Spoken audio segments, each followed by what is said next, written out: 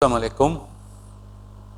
ارشد شریف مرحوم خود تو چلا گیا لیکن 22 کروڑ پاکستانیوں پر ایک قرض چھوڑ گیا کہ میرا مشن ادھورا نہ چھوڑنا، جس حقیقی آزادی کے لیے میں نہ ڈرا نہ بکا نہ جھکا، آخرکار مار دیا گیا۔ اس پرچم کو تھامے رکھنا اب اس قوم کا کام ہے۔ یہ حقیقت اتنے بھیانک طریقے سے سامنے آئے گی، سچ اس قدر ننگا ہو کر قوم کے سامنے آئے گا، یہ کبھی سوچا نہ تھا۔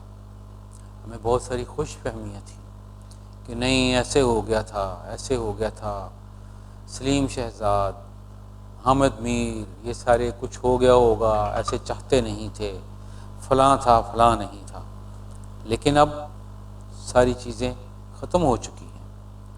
در حقیقت میرے جیسے بہت سے لوگوں کی امیدوں پر پانی پھر گیا ہے، جو یہ سمجھتے تھے کہ ہمارے نظام میں کہیں نہ کہیں سینٹی پریویل کرے گی، کہیں نہ کہیں کوئی لوگ اس کو سنبھالنے والے موجود ہیں، جو ہوش مند ہیں، جو ہوش میں آئیں گے اور معاملات کو بہتر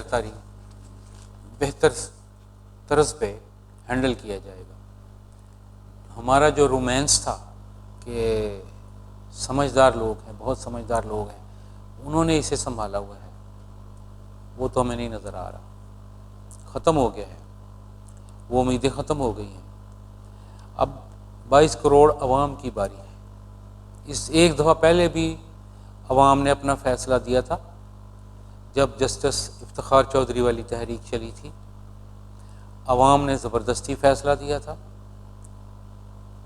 عدلیہ اس بوجھ کو برداشت نہیں کر سکی، پھر بھی اس کے بعد انہوں نے تھوڑا سا تو فرق پڑا ہے، لیکن وہ چیز نہیں بن سکی جو ہونی چاہیے تھی۔ عدلیہ اس طریقے سے سامنے نہیں آ سکی۔ ابھی تک ہماری جو عدلیہ ہے اس کی ریڑھ کی ہڈی ہے ہی نہیں، کوئی دم خم ہے ہی نہیں، صرف دکھاوے کی چیزیں ہوتی ہیں۔ اتنے بڑے بڑے کیس، اتنے بڑے بڑے مسئلے، ابھی حال ہی میں وہ بچے کو مارا گیا تھا، اس سے پہلے نور مقدم کیس تھا، اور بھی بہت سارے اتنے کیس ہیں، اتنے چیزیں ہیں کہ حساب لگانے بیٹھے تو یہ بڑی لمبی فہرست بن جائے گی۔ عدلیہ کہیں نظر نہیں آتی۔ عمران خان صاحب آپ بھی بچے ہیں، بچوں والی سوچ ہے، آپ کمیشن بنانے کا کہہ رہے ہیں، جوڈیشل کمیشن سے کیا ہو جائے گا؟ بھلے چیف صاحب خود ہی اس کو ہیڈ کیوں نہ کر رہے ہوں، کوئی فرق نہیں پڑے گا۔ یہ ان چیزوں کو سیدھا ہو کے آنا پڑے گا۔ اب آپ کے فیصلے کی گھڑی ہے یہ۔ کار سرکار تو ہمیشہ سے چلتا ہے اور ہمیشہ ہی چلتا رہے گا۔ خان صاحب اگر آپ اتنے بھولے بنیں گے تو کیسے کام چلے گا؟ ابھی تو بہت کچھ کرنا ہے۔ حقیقی آزادی جس کا آپ نے بیڑا اٹھایا ہے، یہ بڑا مشکل کام ہے۔ اس میں ہوش اور جان بازی دونوں ہی چاہیے۔ اب جان بازی میں تو بہت اچھے ہیں، لیکن ہوش میں بھی رہیں، غور کریں اور دیکھیں۔ کمیشن ہم اس سے پہلے بھی بہت بن چکے ہیں۔ حمود الرحمان کمیشن سے بڑا بھی تو کوئی کمیشن نہیں بنا تھا نا، اس سے بڑا کوئی ثانیہ بھی نہیں تھا، اس جیسے تو کئی ارشد شریف قربان ہو چکے ہیں۔ حمود الرحمان نے ہمارا آدھا ملک کھایا ہے، اور اس میں ہمیں بہت ساری چیزیں جو ہے وہ ادھر ادھر سے پتہ چل رہی ہیں، لیکن حمود الرحمان جیسے کمیشن کی رپورٹ بھی ہمیشہ میں چلی گئی۔ اس کے علاوہ جب وہ ہوا تھا، امریکن ہیلی کاپٹر آئے تھے اور اسامہ بن لادن کو مار کے گئے تھے، تو پاکستان کی سیکیورٹی اور سیفٹی کے اوپر جو بہت بڑا کمیشن بنا تھا، یہ ساری رپورٹیں، ضیاء الحق صاحب کے شہادت پہ بھی بہت بڑا کمیشن بنا تھا، کچھ نہیں ہے۔ آپ کوشش کریں کہ یہ چھوڑیں اور اس حقیقت کو سمجھیں کہ اب ہیلے بہانے ختم ہو چکے ہیں۔